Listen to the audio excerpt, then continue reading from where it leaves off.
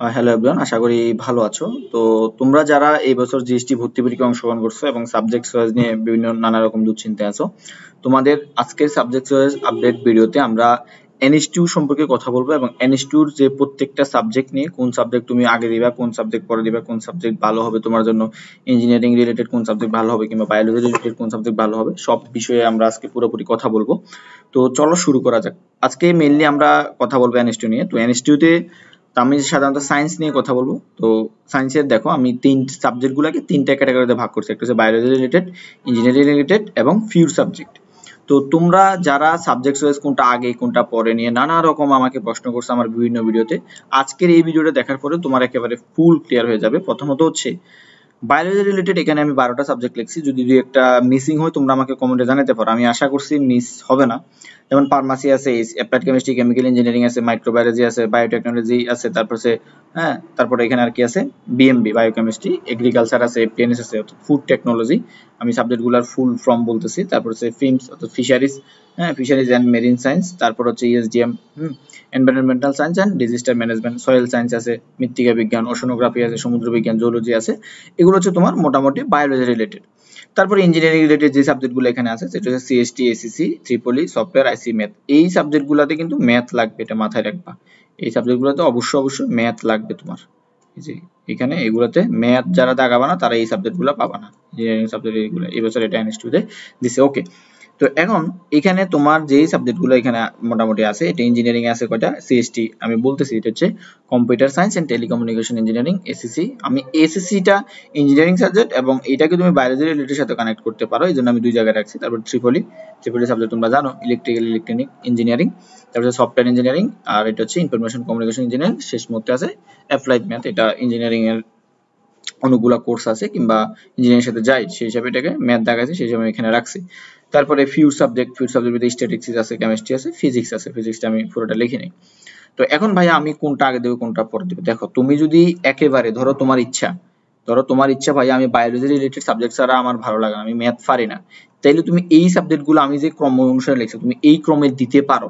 এখন এটা হচ্ছে আমার অভিমত, আমি যখন আমার সময় আমি এই ক্রমে দিছি, বাট তুমি কোন ক্রমে দিবা বা আমার সময় কিংবা আমি একটু রিসার্চ করে দেখছি যে এই ক্রমটা আমার কাছে ভালো লাগছে, তুমি অন্য ক্রমও দিতে পারো। ধরো আমি তোমাকে একটা এক্সাম্পল দিচ্ছি, সেটা হচ্ছে ধরো তোমার বিএমবি ভালো লাগে, বায়োকেমিস্ট্রি মলিকুলার ইঞ্জিনিয়ারিং, বা তোমার এগ্রিকালচারের প্রতি তোমার শখ আছে, তুমি এগ্রিকালচার পড়তে চাও, তাহলে তুমি এগ্রিকালচারটা বিএমবির আগে দিতে পারো বা বিএমবিটাকে ইয়ে করতে পারো। বা তোমার এটা হচ্ছে ফুড টেকনোলজি, এখন এইটা হবে তোমার ফ্যাশনের উপর, আমি আশা করি তোমাকে বুঝাতে পারছি।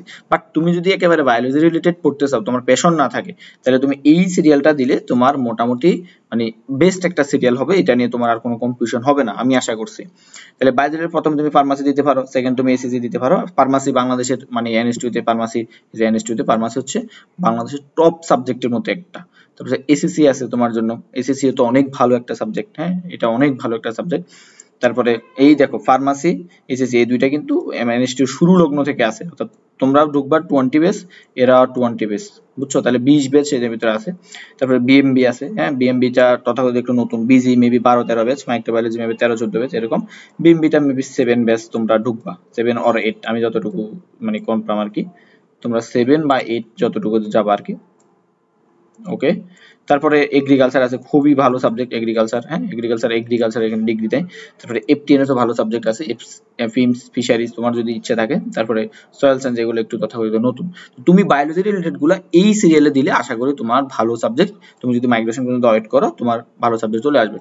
এবার আসো ভাই ইঞ্জিনিয়ারিং সাবজেক্টে, যদি তোমার ইঞ্জিনিয়ারিং প্যাশন থাকে তাহলে তুমি এইভাবে এই সিরিয়ালে দিতে পারো, ঠিক আছে, যে প্রথমে সিএসটি দিতে পারো, তারপরে এসিসি দিতে পারো, তারপর ট্রিপলি দিতে পারো।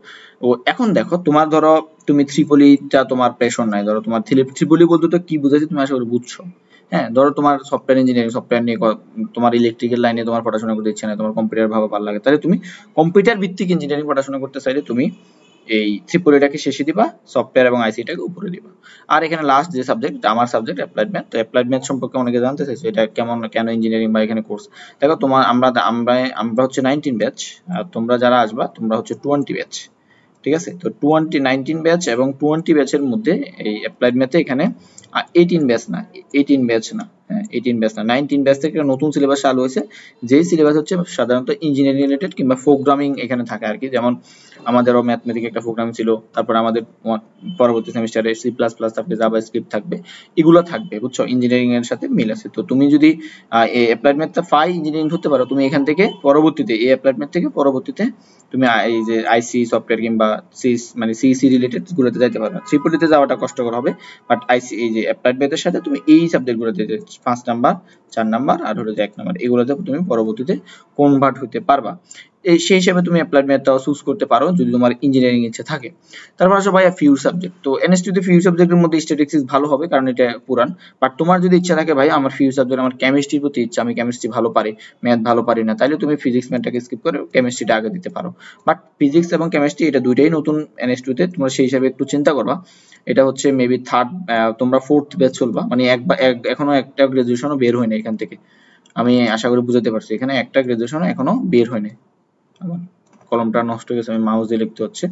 তো আশা করি এটা বুঝতে পারছো যে তুমি কোন সাবজেক্ট কোন, তুমি এই সিরিয়ালগুলো মেনটেন করতে পারো, আর বাকি যদি তুমি একটু উলটপালট করতে চাও সেটা তোমার প্যাশনের উপর নির্ভর করবে।